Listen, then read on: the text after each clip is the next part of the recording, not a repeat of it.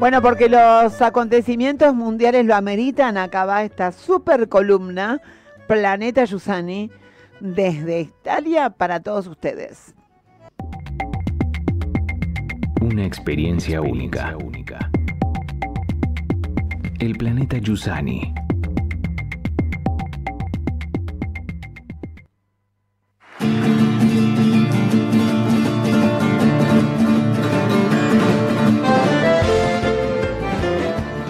Muy buenas tardes, mis queridos planetarios. Qué manera de empezar un año nuevo, ¿no? Es como si todo el mundo se hubiese puesto de acuerdo para dejarnos bien en claro de qué se trataba el 2026. Acá particularmente, además, está lloviendo desde hace una semana más o menos. Una lluvia fuerte, intensa, que parece casi el diluvio universal. Así que esta sensación de fin del mundo, de apocalipsis, es todavía mayor. Particularmente hubo tantas noticias que la primera que voy a mencionar es una que no, ya quedó como en el olvido, pero la primera noticia que recibimos en Italia el 1 de enero del 26 fue un hecho tipo Cromañón, muy parecido, pero uno veía las imágenes y realmente no lo podía creer de lo parecido que era. En una pista de esquí, en un boliche, en una de las tradicionales pistas de esquí que hay en Suiza, se quemaba el boliche justamente por una bengala que quemaba todo el techo, y morían más de 40 chicos de 16 años, y entre ellos había como 11 o 15 italianos, y además de 100 y pico de heridos, algunos de ellos de gravedad. Así que esa fue la primera cosa, lo primero que apareció en el horizonte. Pero después hubo las noticias que uno iba viendo el mismo 1 de enero. Fue, por ejemplo, que lo de la tregua, la paz y todas las negociaciones entre Rusia y Ucrania por lo visto no funcionaban, porque no pararon ni siquiera el 1 de enero, que bombardearon la ciudad de Gerson, los rusos, y mataron a 27 personas, el mismísimo jueves. Ese mismísimo jueves, Netanyahu se ocupó de anunciar que retiraba 37 ONGs de Gaza, entre ellos algunas muy respetadas, muy reconocidas como Médicos Sin Fronteras, Cáritas, etcétera, que quedaban fuera de Gaza y de Cisjordania, de los territorios ocupados de Cisjordania, de todo.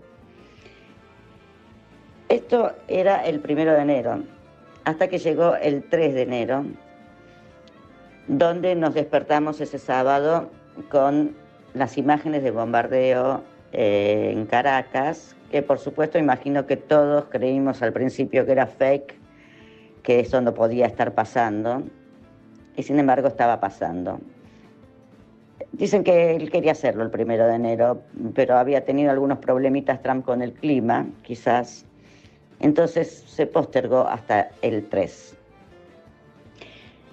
Y ahí realmente creo que es la primera vez que noto, hoy me pasé todo el día escuchando radio, viendo televisión, porque con el diluvio universal no puedo salir, y noto una sensación a través especialmente de los oyentes de radio, que ya no es exactamente igual a la indignación que provocaba el genocidio de Gaza, porque el genocidio de Gaza provocó indignación, marchas multitudinarias, denuncias, etcétera, pero lo de Venezuela provocó miedo en Europa. Es decir, se le dio una importancia. Yo pensé que quizás no iba a tener tanta influencia, pero ver que Trump se permitía no solo bombardear un país sino secuestrar a su presidente de la manera en que lo hizo, les produjo una sensación de que ya todo está perdido, que no hay más derecho internacional, que ya pueden hacer cualquier cosa. Además, yo creo que siempre hay que tratar de ver no solo la violación del derecho internacional, que es algo tan evidente que ni siquiera hace falta decirlo, sino cuál es la ideología que está detrás de esta invasión a Venezuela. Sacando de lado si a uno le gusta o no le gusta Maduro, que me parece que no tiene la menor importancia en este momento. En la columna vertebral publicamos justamente el sábado un informe que terminamos un poco a las apuradas, porque ya estábamos haciéndolo, un informe sobre el secretario de Defensa de Estados Unidos, Pete Hegseth, no sé si se dice Hegseth exactamente, pero es Pete Brian Hegseth. Un tipo joven, con buena pinta, de 45 años, veterano de guerra de Afganistán y de Irak, que también operó en Guantánamo, que después se dedicó a la televisión, porque ya parece que nadie puede hacer política si no se dedicó a la televisión antes, y escribió 5 libros. En esos 5 libros explica toda su ideología. Hay uno de esos libros que se llama La Cruzada Americana, y lo dice tan a boca de jarro lo que ellos piensan, y él es la persona además que en este momento está a cargo de todas las operaciones militares de Estados Unidos y supervisa día a día cada acto en el Mar del Caribe y en Venezuela. Pete Hegseth, en su libro La Cruzada Americana, porque para él estamos viviendo una cruzada, escribe: la pregunta clave de nuestra generación, de las guerras en Irak y Afganistán, es mucho más complicada. ¿Qué haces si tu enemigo no respeta las convenciones de Ginebra? Nunca obtuvimos una respuesta, solo más guerras, más bajas y ninguna victoria. ¿No sería eso un incentivo para que la otra parte reconsiderara su barbarie? Hey, Al-Qaeda, si se rinden, podríamos perdonarles la vida. Si no, les arrancaremos los brazos y se los daremos de comer a los cerdos. ¿No nos conviene más ganar nuestras guerras según nuestras propias reglas? Y también dice: ¿a quién le importa lo que piensen otros países? Esto lo escribió en el año 20. Así que no podemos decir que no sabíamos. Lo grave de todo esto no es solo que se viola, porque uno puede decir, bueno, las leyes están perimidas, han pasado muchos años, hay que cambiarlas. Posiblemente hay que cambiarlas, o a veces hay otros 1 de enero donde nos hemos despertado, por ejemplo, con una revolución en Cuba. Posiblemente ahí se estaba violando una ley para hacer una revolución socialista. Pero acá no se trata solo de eso, acá se trata de que esto es más parecido a la invasión de Hitler a Polonia. Es decir, la ideología que está atrás de esta invasión es de terror. Y creo que esto lo han entendido, al menos en el pueblo de Italia, porque no así sus representantes del gobierno. Giorgia Meloni, a pesar de que obviamente dijo que estaba en contra de la violación internacional, pero, puso un pero, dijo que cualquier intervención también podría ser legítima, en tanto sea una intervención defensiva contra ataques híbridos. ¿Quién sabe qué serán los ataques híbridos? No sé. Y el resto de los presidentes de Europa también han sido bastante... Macron, por ejemplo, ni siquiera mencionó la invasión de Trump, se limitó a celebrar que los venezolanos habían podido deshacerse del dictador Maduro. Macron, Francia. En Alemania, Merz dijo que la situación es muy compleja y que requiere una cuidadosa consideración. Ajá. La representante de la Unión Europea, Kaja Kallas, también pidió calma y moderación de todos los actores. El único que tuvo una postura bastante determinada fue Pedro Sánchez en España, que dice: así como no reconocimos a Maduro, no reconoceremos la violación del derecho internacional de Trump.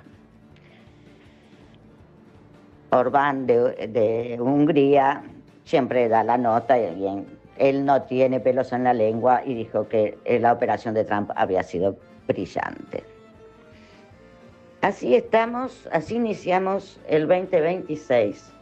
Y yo escuchaba hoy el miedo que había en los oyentes, en los periodistas, en muchos comentaristas, todos los que no eran oficialistas, porque los que son oficialistas acá en Italia están más o menos apoyando la intervención, pero este miedo es porque como si ellos se han encargado además, porque este señor Brian Hesed estuvo en la conferencia de prensa de Trump después del ataque y terminó diciendo que lo que él quería que se reconociera en el mundo es que el presidente Trump habla en serio. Es decir, que lo que dice lo hace. Y hay que recordar que el presidente Trump, entre las cosas en serio que había dicho, es que necesitan tener a Groenlandia, y que Groenlandia es un país europeo que depende de Dinamarca. Así que la idea de que esto abra la puerta a una invasión también a Groenlandia, es decir, a Europa, y de allí vaya a saber hacia dónde, porque también puede ser a Colombia, también puede ser a México, es realmente como aterrador. Así que el miedo se instaló por ese lado. Por otro lado, leo algunos posts en las redes que son de un negacionismo extraño. He leído por ahí varias veces una expresión esperanzadora, como diciendo una frase hecha que usan mucho, además los kirchneristas les gusta mucho esta frase, que es que Trump se tiró un tiro en el pie. Es decir, que le va a ir todo pésimo con todo esto, porque no sé quién va a salir a frenarlo. Hemos visto que Europa no. El pueblo venezolano debe estar tan aterrado, o más seguramente más aterrado que el pueblo europeo, salvo los opositores, claro, pero que también están un poquitito molestos porque Trump no le dio la presidencia a Corina Machado. Ni siquiera eso, es decir, es como desconcertante un poco todo lo que está pasando. Yo creo que hay que tomarse las cosas un poco más en serio. Veo mucho cotilleo, como decía una amiga mía española, mi vecina, doña Imareta, en Buenos Aires. Mucho chusmerío, mucho análisis por arriba, y creo que tenemos que prestarle atención al miedo, porque el miedo tiene su justificativo. Y no podemos dejarnos llevar por explicaciones banales. Es un tiempo muy difícil.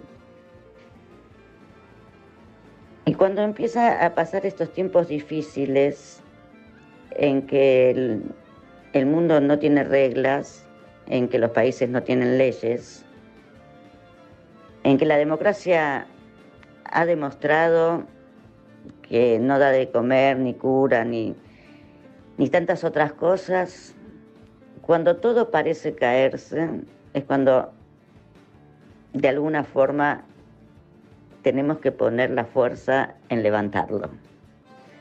Yo, que no soy especialmente un amante de la democracia en la forma en que está llevada adelante, me parece que es hora de decir, o me suena a mí, que necesito pensar algo así como: la democracia ha muerto, viva la democracia. Como parafraseando el rey ha muerto, viva el rey. Bueno,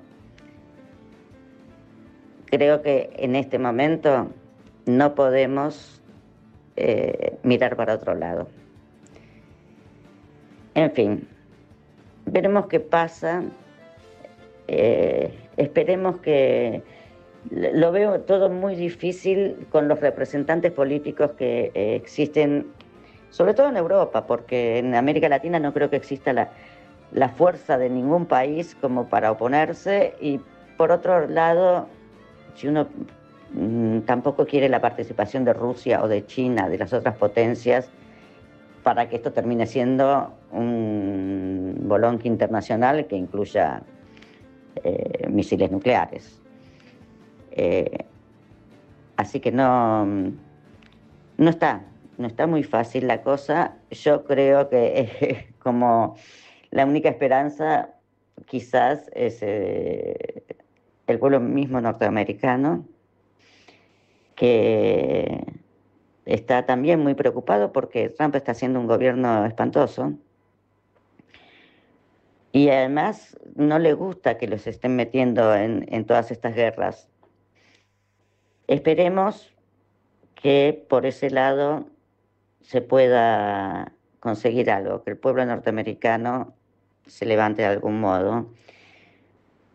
Porque en Europa ya vemos, por la expresión que hay de todos los sectores de gobierno, porque también hay obviamente muchísimos intelectuales, opositores, que están haciendo análisis muy interesantes, pero que están en la oposición. Y todo esto, yo el otro día pensaba que la razón de ser de esta prudencia, digamos así, europea frente a hechos tan terribles que están ocurriendo, es porque, así como América Latina fue considerada y vuelve a ser considerada, por palabras mismas de Trump, el patio trasero de Estados Unidos, pensaba que Europa nunca tuvo en cuenta que quizás ellos habían sido el jardín de Estados Unidos. Mientras nosotros éramos el patio trasero que juntaba la basura, lo que no se podía ver, los tachos sucios, oxidados,